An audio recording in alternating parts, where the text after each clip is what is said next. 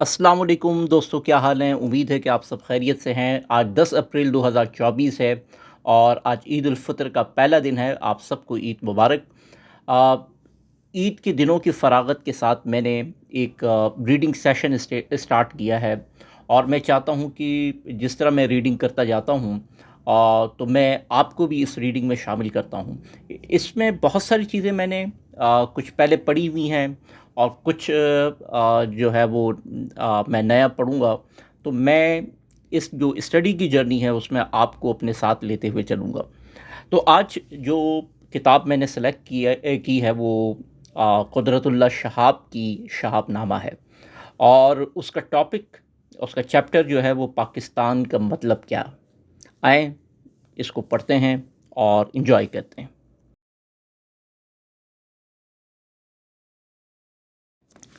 Odisha secretariat में home department के deputy secretary की हैसियत से पासपोर्ट जारी करने का काम मेरी तहवील में था। एक रोज़ मैं दफ्तर से घर वापस आया तो उदेड़ उम्र के एक साहब बरामदे में बैठे मेरा इंतज़ार कर रहे थे। सेवर्दी साहब अब बंगाल के चीफ मिनिस्टर थे और वो उनका ख़त लेकर मुझे मिलने आए थे। उनका असली नाम तो कुछ और था, लेकिन सेवर्दी साहब ने उन्हें हामिद अली के नाम से मौसूम किया था। अपने ख़त में सेवर्दी साहब ने लिखा था कि मिस्टर हामिद अली कलकत्ता में मुस्लिम लीग के एक अंडरग्राउंड वर्कर हैं और हिंदू मुस्लिम फसादात में मुसलमानों के तहफ़्फ़ुज़ के लिए निहायत अहम फ़राइज़ सरअंजाम दे रहे हैं। अब कायद-ए-आज़म की इजाज़त से उन्हें फ़ौरी तौर पर एक खुफिया मिशन पर मिस्र भेजना मकसूद है, लेकिन पासपोर्ट की मुश्किल दरपेश है क्योंकि मिस्टर हामिद अली का नाम हुकूमत की ब्लैक लिस्ट में दर्ज है। तमलूक में मेरे चावल का गोदाम तोड़ने की तरफ मज़ाहन इशारा करके सेवर्दी साहब ने लिखा था, मुझे मालूम है कि गैर कानूनी हरकत का तुम्हें अमली तजुर्बा हासिल है, इसलिए मैं हामिद अली को तुम्हारे पास बग़ैर किसी माज़रत के साथ भेज रहा हूँ। मैंने उस सहमाई के ऑल इंडिया सिविल लिस्ट उठाकर देखी तो इस बात पर हैरत हुई कि इस वक्त हिंदुस्तान भर में उड़ीसा ही का सेक्रेटरीट था जिसमें एक मुसलमान डिप्टी सेक्रेटरी के पास पासपोर्ट जारी करने का पूरा इख्तियार था। इस अनोखे हुस्न इत्तफाक से फ़ायदा उठाकर अगले रोज़ मैंने मिस्टर हामिद अली का पासपोर्ट बनाकर उनके हवाले किया और सेवर्दी साहब के नाम सिर्फ इतना पैगाम लिख भेजा, ऑर्डर ओबेड, लो ब्रोकन। इस फ़क़रे में कलकत्ता के बंगाली अखबार अमृत बाज़ार पत्रिका के एक एडिटोरियल की तरफ इशारा था जिसमें मिस्टर सेवर्दी पर ये फप्ती कसी गई कि हिंदू मुस्लिम फसादात में बंगाल के चीफ मिनिस्टर का फ़र्ज़ मनसबी सिर्फ इतना रह गया है कि मुसलमान पे रोक टोक कानून शिकनी करते रहें, पुलिस बेचूं चरा वज़ीर आला का हुक्म मानती रहे और हिंदू बेदरेग कत्ल होते रहें। मिस्टर हामिद अली जनता वक्त पासपोर्ट बनवाने की खातिर कटक में ठहरे। उनके मुंह से बार बार एक ही बात निकलती थी और वो ये कि हिंदुस्तान भर में कांग्रेस, हिंदू महासभा, राष्ट्रीय सेवक संघ, अकाली दल और कई दूसरे हिंदू और सिख इदारों की सरपरस्ती में बड़े वसी पैमाने पर मोहलिक हथियार जमा किए जा रहे हैं जो यकीनन निहत्ते मुसलमानों के ख़िलाफ़ इस्तेमाल किए जाएंगे। इन हथियारों की फराहमी के लिए बहुत से हिंदू और सिख राजे और महाराजे बड़ी फराख दिली से चंदा दे रहे हैं। इनमें महाराजा पटियाला का नाम सर फहरिस्त है। पहले तो मुझे शुबा हुआ कि मिस्टर हामिद अली जज्बात की रोह में बेच कर मुबालगे से काम ले रहे हैं, लेकिन बहुत जल्द मुझे इस बात का बय्यन सबूत मिल गया कि ऑल इंडिया कांग्रेस जैसी बज़ाम खुद नेशनलिस्ट सियासी जमात भी मुसलमानों के ख़िलाफ़ मनसूबाबंदी में बुरी तरह मुलवस है। ओडिशा के चीफ मिनिस्टर श्री हरि कृष्ण मेहताब कांग्रेस के वर्किंग कमेटी के मेंबर भी थे। एक बार दिल्ली से वो कांग्रेस की किसी मीटिंग से वापस आए तो अपने मामूल के मुताबिक उन्होंने कागजात की काली संदूकची मेरे हवाले कर दी। हमारा तरीक़ेकार ये था कि सियासी कागजात छाँट कर मैं उनके पर्सनल प्राइवेट सेक्रेटरी के सुपर कर देता था और सरकारी कागजात मुताल्लिका महकमों को भेज देता था। उनका पर्सनल प्राइवेट सेक्रेटरी बड़ा मुतासब हिंदू था। वो अक्सर इस बात पर सर पीटता था कि मेहताब साहब की सियासी कागजात मेरे हाथ से क्यों गुजरते हैं। चंद बार اس نے چیف منسٹر کے پاس اس طریقہ کار کے خلاف بڑا سخت احتجاج کیا، لیکن مہتاب صاحب نے کبھی سنجیدگی سے ان کی باتوں پر کان نہ دھرا۔ جب کبھی میں سیاسی نوعیت کے کاغذات کا پلندہ پرسنل پرائیویٹ سیکرٹری کے حوالے کرتا تو وہ ماتھے پر ہاتھ مار مار کر بڑی پھول فا کیا کرتا تھا۔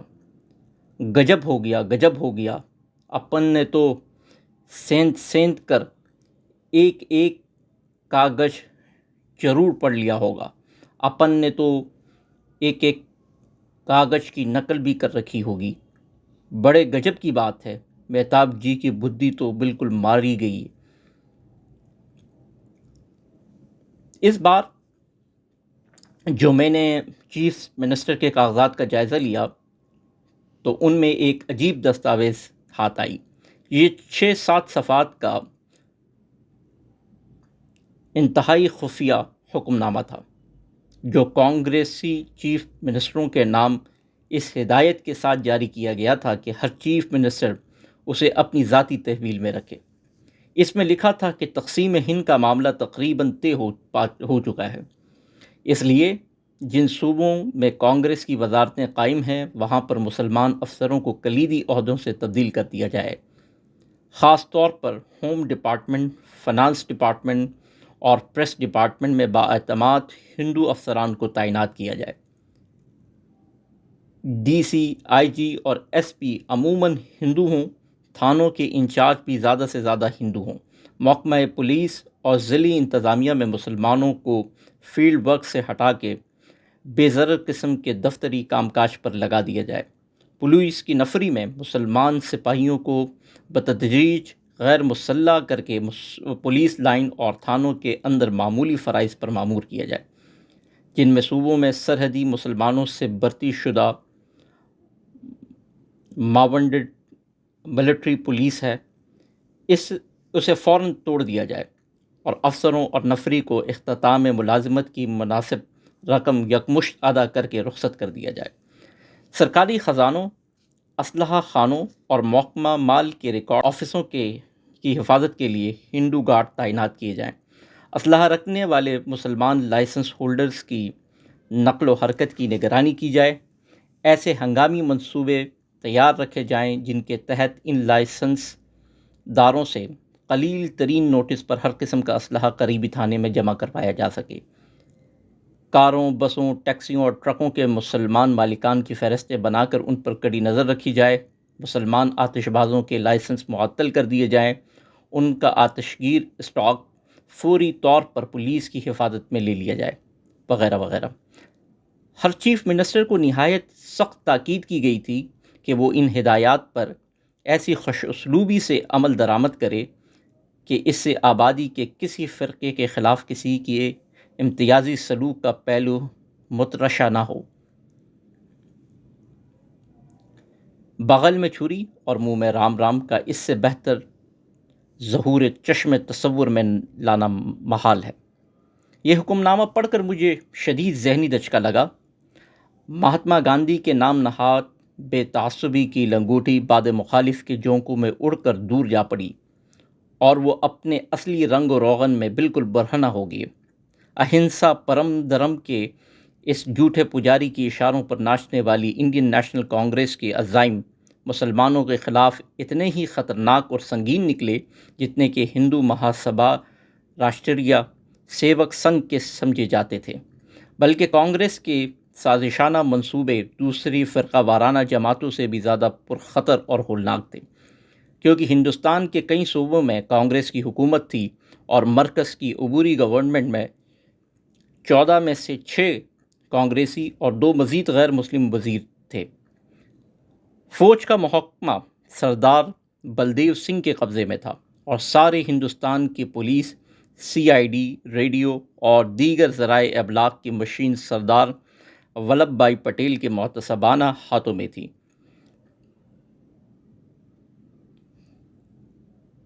اس میں کوئی شک نہیں کہ کانگریس اپنی قوت کے ساتھ تمام وسائل مسلمانوں کا سر کچلنے کے لیے ہر طرح کے کیل کانٹے سے لیس ہو رہی تھی۔ یہ دستاویز پڑھ کر تھوڑی دیر میرے دل میں ایک عجب سی کشمکش ہوتی رہی ڈپٹی ہوم سیکرٹری کا پیشہ ورانہ ضمیر میرے اندر چھپے ہوئے بے عمل، ناقص اور خوابیدہ سے مسلمان کے ضمیر کے ساتھ ٹکرا گیا۔ خدا کا شکر ہے کہ تھوڑی سی لڑائی کے بعد جیت ٹوٹے پھوٹے مسلمان ہی کی ہوئی۔ چنانچہ میں نے یہ دستاویز اٹھا کر اپنی جیب میں ڈال لی اور اسی رات قائد اعظم سے ملاقات کرنے کی نیت سے دہلی روانہ ہو گیا۔ ان دنوں مسٹر کے ایچ خورشید قائد اعظم کے پرائیویٹ سیکرٹری تھے۔ اگر وہ دہلی میں موجود ہوتے تو غالباً مجھے قائد اعظم سے ملنے میں کوئی دقت پیش نہ آتی، لیکن وہ موجود نہ تھے۔ ایک دو روز کی تگ و دو، منت سماجت اور ہیلے بہانوں کے بعد آخر بڑی مشکل سے مجھے قائد اعظم تک رسائی حاصل ہوئی۔ جب میں ان کے کمرے میں داخل ہوا تو وہ کچھ لکھنے میں مصروف تھے۔ فارغ ہو کر ایک نظر مجھ پر ڈالی اور گرجدار آواز میں بولے، کیا بات ہے؟ سر، میں آپ کے لیے ایک مفید دستاویز لے کر آیا ہوں۔ میرا نام قدرت اللہ شہاب ہے۔ میں اڑیسہ میں ڈپٹی ہوم سیکرٹری ہوں۔ میں نے ایک ہی سانس میں زیادہ سے زیادہ باتیں کہنے کی کوشش کی۔ کیسی دستاویز؟ میں نے آگے بڑھ کر کانگریس کا سرکولر ان کی خدمت میں پیش کیا۔ وہ بڑے سکون سے اسے پڑھتے رہے۔ میں کھڑا ہوا، ان کے چہرے کا جائزہ لیتا رہا۔ ان کے جذبات میں ہلکا سا ارتعاش بھی پیدا نہ ہوا۔ ایک بار پڑھ چکے تو مجھے کرسی پر بیٹھنے کا اشارہ کیا اور فرمایا، ہاں، یہ ہمارے لیے مفید ہو سکتی ہے۔ یہ کہہ کر وہ دوبارہ اس کے مطالعے میں مصروف ہو گئے۔ اس کے بعد مجھ سے دریافت کیا، یہ تم نے کہاں سے حاصل کی ہے؟ میں نے فر ساری بات کہہ سنائی۔ ویل، تمہیں ایسا نہیں کرنا چاہیے تھا۔ دس از بریچ آف ٹرسٹ۔ میں نے اپنا قومی فرض پورا کرنے کے موضوع پر تقریر کرنے کی کوشش کی تو قائد اعظم نے مجھے کسی قدر سختی سے ٹوک دیا اور فرمایا، don't you see each copy is numbered? It's disappearance would be easily track down to you. Are you prepared to face the consequences? میں نے بڑے اعتماد سے جواب دیا، یس سر، آئی ایم فلی پریپیئرڈ۔ کیا میں اسے اپنے پاس رکھ سکتا ہوں؟ قائد اعظم نے دستاویز کی طرف اشارہ کر کے کہا، جی ہاں سر، میں آپ ہی کے لیے لایا ہوں۔ آل رائٹ، تم جا سکتے ہو، قائد اعظم نے حکم دیا۔ میں دروازے سے باہر نکلنے لگا تو قائد اعظم نے بلند آواز سے پکار کر پوچھا، تم نے اپنا نام کیا بتایا تھا؟ قدرت اللہ شہاب۔ بوائے، دوبارہ ایسی حرکت نہ کرنا۔ قائد اعظم نے فرمایا، مجھے نہیں معلوم کہ اس وقت ان کے چہرے پر کوئی مسکراہٹ تھی یا نہیں تھی، لیکن ان کے لہجے میں مجھے شفقت کا ہلکا سا گداز ضرور محسوس ہوا۔ یہ اپریل 1947 کی بات ہے۔ اس وقت ہندوستان کی بساط سیاست پر مسلمانوں کے خلاف جو خطرناک چالیں چل رہی تھیں، ان کا پس منظر بڑا سبق آموز ہے۔ جب سے لاہور میں 1940 کا پاکستان ریزولوشن منظور ہوا تھا، اسی وقت سے گاندھی جی لنگر لنگوٹ کس کر اسے ناکام بنانے کے لیے میدان عمل میں اترے ہوئے تھے۔ 1942 میں جب برطانیہ کو جرمنی اور جاپان کے ہاتھوں چاروں طرف شکست پر شکست نصیب ہو رہی تھی تو انہوں نے ایک منجے ہوئے سیاسی جواری کی طرح حالات کو آنکھ تول کر اپنا پانسا پھینکا اور مسلمانوں کو اعتماد میں لیے بغیر ہندوستان چھوڑ دو، کوئٹ انڈیا تحریک کا کھڑاک کھڑکا دیا۔ جب یہ پوچھا جاتا تھا کہ اگر انگریز واقعی چلے جائیں تو ہندوستان کس کے حوالے کر کے جائیں، تو گاندھی جی کے چیلے چانٹوں کا جواب بڑا جازم اور غیر مبہم ہوتا تھا، ٹو گاڈ اور ٹو انارکی۔ طوائف الملوکی کی صورت میں پوبارا اکثریت ہی کی تھی اور برصغیر میں اکثریت ہندو قوم کی تھی۔ 1.5-2 برس بعد جب جنگ عظیم کا پاسا پلٹنا شروع ہوا اور برطانیہ کا پلہ باری دکھائی دینے لگا تو گاندھی جی نے پھر پینترا بدلا۔ جس طرح برطانیہ شکست پر شکست کھا رہا تھا، گاندھی جی جنگ کے بائیکاٹ کا پرچار اس اصول کی بنا پر کر رہے تھے کہ جنگ و جدال اہنسا پرم دھرم کے منافی ہے، لیکن لڑائی کا نقشہ بدلتے ہی اہنسا کا اصول بھی موم کی ناک کی طرح مڑ گیا۔ اب گاندھی جی نے برٹش حکومت کو یہ پیشکش کی اگر ہندوستان کی آزادی کا اعلان کر کے اقتدار فوراً منتقل کر دیا جائے تو جنگ کے ہر شعبے میں برطانیہ کے ساتھ پورا تعاون کیا جائے گا۔ مہاتما گاندھی کے سیاسی دین میں اہنسا کی اصول کو مصلحتوں کے بہت لچک حاصل تھی۔ جب جی چاہا ہارتے ہوئے انگریز کے خلاف جنگی بائیکاٹ کے لیے استعمال کر لیا، اور جو ہی حالات بدلے جیتے ہوئے انگریز کے ساتھ جنگی تعاون کے لیے کام میں لے آئے۔ امور ریاست اور سیاست میں ریاکاری کو فنون لطیفہ کا درجہ دینے والے کوٹلیہ کا ارتھ شاستر بھی گاندھی جی کی عملی ہتھ کنڈوں کے ساتھ بازیچے اطفال نظر آتا ہے۔ جنگ ختم ہوتے ہی انگلستان میں لیبر پارٹی برسر اقتدار آئی۔ اس پارٹی کے ساتھ کانگریس کے گہرے تعلقات تھے۔ اس صورتحال سے فائدہ اٹھا کر گاندھی جی نے گرگٹ کی طرح ایک اور رنگ بدلا۔ اب انہوں نے برملا یہ رٹ لگانی شروع کر دی کہ انگریزوں کے بعد ہندوستان میں سیاسی اقتدار کی وارث صرف آل انڈیا کانگریس ہے۔ جہاں تک مسلم لیگ کا تعلق ہے، اقتدار حاصل کرنے کے بعد کانگریس خود اس سے نپٹ لے گی۔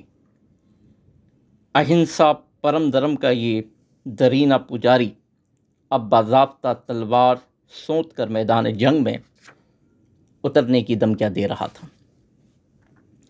مطالبہ پاکستان کے متعلق گاندھی جی کا موقف یہ تھا کہ ہندوستان ایک اٹوٹ اور ناقابل تقسیم اکائی ہے۔ اس کو تقسیم کرنے کی کوشش گاؤ ماتا کا جسم کاٹنے کے مترادف ہے۔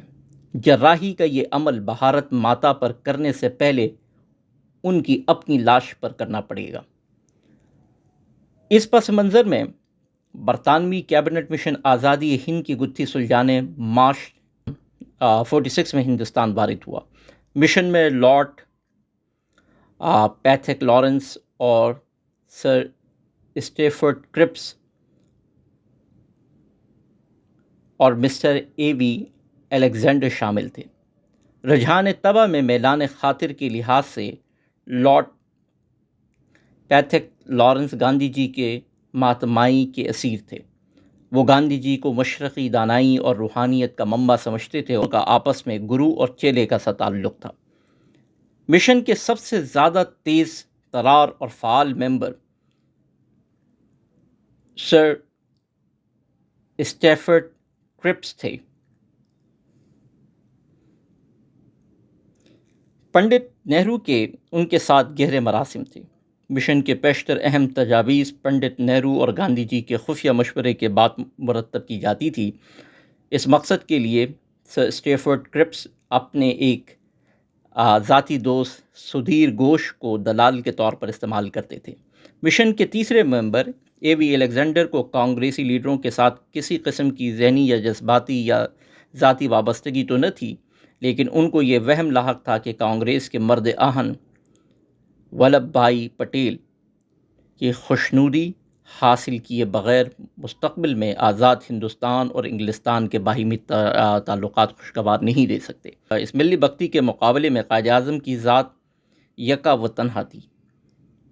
ان کا واحد ہتھیار ان کا ذاتی کردار تھا، جس کا ایک نمایاں جوہر ان کی سیاسی بصیرت تھی، لیکن اس سے بھی بڑا جوہر ان کی کامل ثابت قدمی اور دیانتداری تھی، جسے نہ خوف دبا سکتی تھی، نہ خوشامد ڈگمگا سکتی تھی، نہ لالچ خرید سکتا تھا۔ جب کیبنٹ مشن ہندوستان آ رہا تھا تو وزیر اعظم کلیمنٹ اٹیلی نے اپنے بیان میں یہ اعلان کیا کہ ہندوستان میں اقلیتوں کے حقوق کا ہمیں خیال ہے، لیکن ہم یہ اجازت نہیں دے سکتے کہ کوئی اقلیت اکثریت کے حقوق پر کسی قسم کا ویٹو استعمال کر سکے۔ اس اعلان پر کانگریس نے بڑی بغلیں بجائیں۔ مسلم لیگ کے لیے یہ ایک طرح کی وارننگ تھی کہ وہ کانگریس کی عزائم میں زیادہ روڑے اٹکانے کی کوشش نہ کرے۔ قائد اعظم نے اس دھمکی کا بڑا خوبصورت جواب دیا۔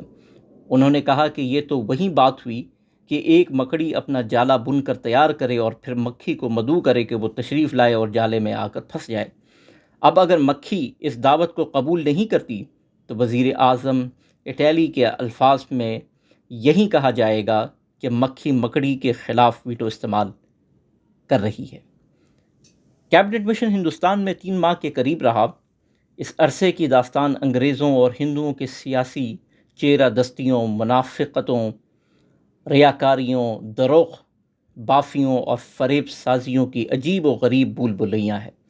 کانگریس نے اپنا دام تزویر قدم قدم پر بچھا رکھا تھا اور برٹش حکومت کے نمائندے مسلم لیگ کو گھیر گار کر اسے اس میں پھنسانے کے لیے طرح طرح کے ہتھ کنڈے استعمال کر رہے تھے۔ قائد اعظم نے ان سب کا مقابلہ بڑی بے لاک راست بازی اور ثابت قدمی سے کیا۔ کیبنٹ مشن کا فیصلہ یہ تھا کہ بر صغیر کو پاکستان اور بھارت کے 2 الگ الگ اور خود مختار حصوں میں تقسیم نہیں کیا جا سکتا۔ اس کے برعکس انہوں نے یہ تجویز پیش کی کہ متحدہ ہندوستان میں امور خارجہ، دفاع اور ذرائع آمد و رفت مرکزی حکومت کے اختیار میں ہوں گے۔ صوبوں کو 3 گروپوں میں تقسیم کیا جائے گا۔ ایک گروپ میں ہندو اکثریت کے صوبے ہوں گے، دوسرے گروپ میں پنجاب، سرحد، سندھ اور بلوچستان ہوں گے، تیسرے گروپ میں بنگال اور آسام کے صوبے ہوں گے۔ 3 مرکزی شعبوں کو چھوڑ کر باقی سب امور میں ہر گروپ خود مختار ہوگا۔ اب متناقضانہ سیاست کاری ایک نیا منظر ظہور میں آیا۔ ایک الگ پاکستان کا مطالبہ کرنے والی مسلم لیگ نے تو یہ تجویز منظور کر لی، لیکن اکھنڈ بھارت کے رٹ لگانے والے کانگریس نے اسے مسترد کر دیا۔ مسلم لیگ کی طرف سے اس تجویز کی منظوری قائد اعظم کی سیاسی بصیرت کا عملی شاہکار ہے۔ مطالبہ پاکستان رد ہو جانے کے بعد کی تجویز باقت چور کی سب سے اچھی لنگوٹ تھی۔ اس میں کم از کم یہ گارنٹی تو موجود تھی کہ صوبوں کی گروپ بندی کی وجہ سے ایک طرف پنجاب، سرحد، سندھ اور بلوچستان اور دوسری طرف بنگال اور آسام کے مسلمانوں کو اپنے معاملات میں بڑی حد تک ہندو مرکزیت کے اثر سے خود مختاری حاصل ہوگی۔ اس کے علاوہ قائد اعظم ہندو ذہنیت سے بڑی اچھی طرح واقف تھے۔ شاید ان کے ذہن میں یہ خیال بھی ہو کہ جس وجہ سے مسلم لیگ اس فارمولے کو منظور کر رہی ہے، عین اسی وجہ سے کانگریس اسے مسترد بھی کر سکتی ہے۔ اگر ایسا ہوا تو مطالبہ پاکستان قدرتی طور پر اثر نو بحال ہو جائے گا۔ کانگریس کی گنگا جمنی سیاست نے وہی کیا جس کی اس سے توقع تھی۔ ہندو قیادت اتنا بھی برداشت نہ کر سکی کہ کسی فارمولے میں مسلمانوں کو ان کی اکثریتی صوبوں میں بھی کسی قسم کا سیاسی اختیار حاصل ہو۔ گاندھی جی چراغ پا ہو گئے۔ پنڈت نہرو اور سردار ولبھ بھائی پٹیل نے کیبنٹ مشن پلان کی دھجیاں اڑا دیں۔ ہندو پریس نے شور و غوغا کر کے آسمان سر پر اٹھا لیا۔ کیبنٹ مشن کے ہاتھ پاؤں پھول گئے۔ انہوں نے کانگریس لیڈروں کے ساتھ کچھ ظاہری اور کچھ خفیہ رابطے قائم کیے۔ کانگریس کے دباؤ میں آ کر مشن کے ممبروں نے اپنا تھوکا ہوا خود ہی چاٹنا شروع کر دیا اور کانگریس کی ایما پر خود اپنے ہی پلان میں انہوں نے ترمیم و تجدید اور غلط تعبیر، غلط تفسیر اور غلط استخراج کے ایسے پیبند لگانے شروع کر دیے کہ اس کی شکل ہی بدل گئی، اس کے معنی بگڑ گئے اور متحدہ ہندوستان میں مسلمانوں کی جمہوری حقوق مکمل طور پر ہندو آمریت کی بھیٹ چڑھ گئی۔ جس طور پر کانگریس نے اپنی یہ تحریک چلائی، اس سے یہ محسوس ہوتا تھا کہ ان کا بنیادی مقصد انگریزی راج سے آزادی حاصل کرنا نہیں بلکہ مسلم لیگ کو شکست دینا ہے۔ کانگریس کی نظر میں ہندوستان کی آزادی اسی صورت میں قابل قبول تھی جب کہ مسلمانوں کو ہمیشہ کے لیے ہندوؤں کے زیر نگی رکھنے کے لیے پہلے سے پورا بندوبست کر لیا جائے۔ قائد اعظم اپنا فرض پورا کر چکے تھے۔ کیبنٹ مشن کے پلان کو تسلیم کر کے انہوں نے پاکستان کا مطالبہ داؤ پر لگا دیا تھا، لیکن کانگریس کے خوف و خشامت میں آ کر مشن نے جب اپنے پلان کی صورت خود ہی مسخ کر دی تو مجبوراً مسلم لیگ نے بھی اپنی منظوری واپس لے لی۔ اس طرح اکھنڈ بھارت کی آخری ہنڈیا کانگریس نے خود اپنے ہاتھوں اپنے ہی مسلم کش پالیسیوں کے چوراہے میں پھوڑ دی۔ کانگریس کے بلیک میل کے آگے سر جھکا کر اور دم ہلا کر خود اپنے ہی تیار کردہ پلان میں تعریف و تخریب کرنے والے کیبنٹ مشن نے بھی متحدہ ہندوستان کے تابوت میں آخری کیل گاڑ دی۔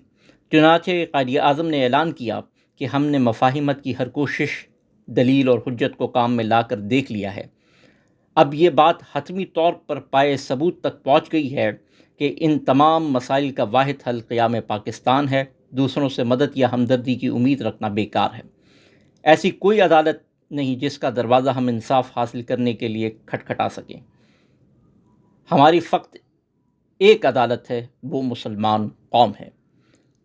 اب تک مسلم لیگ کی سیاست بڑی احتیاط سے آئینی حدود کے اندر رکھی جاتی تھی، لیکن اب وقت آ گیا تھا کہ انگریزوں کی موجودہ اور ہندوؤں کی مجوزہ غلامی سے نجات حاصل کرنے کے لیے سیاست کے اس اسلوب کو ترک کر دیا جائے۔ چنانچہ مسلم لیگ نے ڈائریکٹ ایکشن کا اعلان کیا اور 16 اگست 1946 ڈائریکٹ ایکشن ڈے مقرر ہو گیا۔ ساتھ ہی تمام مسلمانوں سے اپیل کی گئی کہ وہ برٹش گورنمنٹ کے دیے ہوئے خطابات واپس کر دیں۔ 16 اگست کو ڈائریکٹ ایکشن ڈے ہر جگہ امن و امان سے گزر گیا، لیکن کلکتہ میں بڑا زبردست فساد ہو گیا۔ مسٹر حسین شہید سیوردی بنگال کے چیف منسٹر تھے۔ انہوں نے 16 اگست کو عام تعطیل کا دن قرار دے دیا۔ کانگریسی حلقے اس اعلان پر بڑے سیخپا ہوئے۔ کلکتہ کی آبادی میں مسلمانوں کی تعداد 34% کے قریب تھی۔ 16 اگست کو وہ لاکھوں کی تعداد میں ڈائریکٹ ایکشن ڈے کے جلسے میں شریک ہوئے۔ مسٹر سیوردی نے بڑی ولولہ انگیز تقریر کی۔ جلسے کے بعد جب لوگ اپنے اپنے گھروں کو واپس جا رہے تو شہر کی گلی کوچوں میں مسلح ہندوؤں نے اچانک ان پر قاتلانہ حملے شروع کر دیے۔ جلسہ گاہ سے واپس آنے والے مسلمانوں کے خواب و خیال میں بھی نہ تھا کہ وہ اس طرح یکایک اپنے پہلے سے ٹھانی ہوئی سازش کا شکار ہو جائیں گے۔ وہ بالکل نہتے تھے۔ اس کے برعکس ہندوؤں کے جتھے ہر قسم کے مہلک ہتھیاروں سے لیس تھے۔ وہ جگہ جگہ گھات لگا کر بے خبر اور بے شان و گمان مسلمانوں کے انتظار میں بیٹھے تھے۔ تاریخ یہ کبھی نہ بتا سکے گی کہ اس روز کلکتہ کے گلی کوچوں، سڑکوں اور بازاروں میں کتنے مسلمان شہید ہوئے۔ ان کی تعداد سینکڑوں نہیں بلکہ ہزاروں تھی۔ یہ قیامت صغریٰ کہیں روز تک شہر کے طول و عرض میں برپا رہی۔ کلکتہ کے ہندو پہلے سے تیار بھی تھے، مسلح بھی تھے اور تعداد میں بھی مسلمانوں سے 3 گنا زیادہ تھے، لیکن ہندو پریس یہی ادم مچاتا رہا کہ زیادتی سراسر مسلمانوں کی ہے اور صوبے کے چیف منسٹر سیوردی ان کی خفیہ طور پر مدد کر رہے ہیں۔ ہندوستان کے شہروں میں ہندو مسلم فساد کوئی نئی یا عجیب چیز نہیں تھی، لیکن جس پیمانے پر کلکتہ میں کشت و خون کا بازار گرم ہوا، اس نے سب کو ورطہ حیرت میں ڈال دیا۔ یہ 2 فرقوں یا 2 گروہوں کی لڑائی نہ تھی، بلکہ دراصل یہ 2 قوموں کی جنگ تھی۔ برصغیر میں پہلی بار 2 قومی نظریہ بساط سیاست سے نکل کر میدان کارزار میں اتر آیا تھا، اور اس گریٹ کلکتہ کلنگ نے مستقبل کے نقشے پر بڑے گہرے اور دور رس اثرات مرتب کیے۔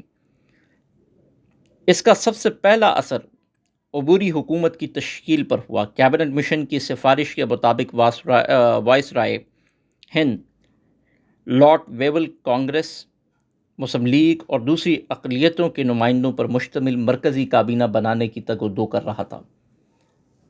یہاں پر بھی کانگریس نے یہی خواہش اور کوشش کی کہ وائسرائے پہلے کانگریس کو عبوری حکومت میں شامل ہونے کی دعوت دے۔ اس کے بعد مسلم لیگ سمیت دوسری جماعتیں وائسرائے کے دعوت پر نہیں بلکہ کانگریس کے ساتھ اپنا معاملہ طے کر کے کابینہ میں شریک ہوں۔ مقصد یہ تھا کہ ہندوستان کی گدی پر بیٹھنے کا حق تو صرف کانگریس کو حاصل ہے، باقی جماعتیں اس کی خوشنودی حاصل کر کے محض تفصیلیوں اور حاشیہ نشینوں کی حیثیت سے حکومت میں شامل ہو سکیں۔ لارڈ ویول اس چکمے میں آ گیا اور اس نے کانگریس کے نمائندوں کو عبوری حکومت میں شامل ہونے کی براہ راست دعوت دے دی۔ گاندھی جی کا نخل تمنا ایک دم سرسبز ہو گیا۔ جب کسی نے ان سے پوچھا کہ عبوری حکومت میں مسلم لیگ کی شمولیت کا کیا بنے گا تو گاندھی جی نے خوشی سے چہک چہک کر جواب دیا کہ مسلم لیگ کو اب وائسرائے کے بجائے کانگریس کی طرف رجوع کرنا پڑے گا۔ جناح صاحب کو چاہیے کہ اس بارے میں وہ پنڈت نہرو سے انٹرویو مانگے۔ ابھی عبوری حکومت قائم نہیں ہوئی تھی کہ کلکتہ کا ہولناک فساد برپا ہو گیا۔ فساد کے اثرات کا جائزہ لینے کے لیے لارڈ ویول نے کلکتہ کا دورہ کیا تو اس کی آنکھیں کھل گئیں اور وہ سپاہی پیشہ وائس رائے میدان جنگ کی نفسیات اور فن حرب کا تجربہ کار ماہر تھا، اس کے فوجی ذہن نے بڑی آسانی سے یہ اندازہ لگا لیا کہ کلکتہ میں ہندو مسلم فساد نہیں ہوا بلکہ سول وار ہوئی ہے اور مسلمانوں کے جائز حقوق کو مزید پامال کیا گیا، تو سارا بر صغیر ایک خوفناک خانہ جنگی کی لپیٹ میں آ جائے گا۔ لارڈ ویبل دیانتدار سپاہی اور باضمیر سیاستدان تھا۔ کلکتہ سے واپس آ کر اس نے اخلاقی جرت سے کام لیا اور کانگریس سے مشورہ کیے بغیر مسلم لیگ کو بھی عبوری حکومت میں شامل ہونے کی براہ راست دعوت دے دی۔ وائس رائے کے اس اقدام سے کانگریس کا سارا منصوبہ خاک میں مل گیا۔ انگریزوں کے سائے تلے ہندوستان پر اکیلے راج کرنے کا خواب ادھورا رہ گیا۔ اس وقت ہندوستان کے سول اور فوجی اداروں میں ہندوؤں کی اکثریت تھی۔ اگر عبوری حکومت کی باغ دوڑ صرف کانگریس کے ہاتھ میں آ جاتی تو بلا شبہ اسے سارے ہندوستان پر رام راج کی راہ ہموار کرنے میں بڑی مدد ملتی۔ مسند اقتدار پر قبضہ کرنے کے بعد مسلم لیگ کو مستقل طور پر عبوری حکومت سے باہر رکھنا اس کے بائیں ہاتھ کا کھیل تھا۔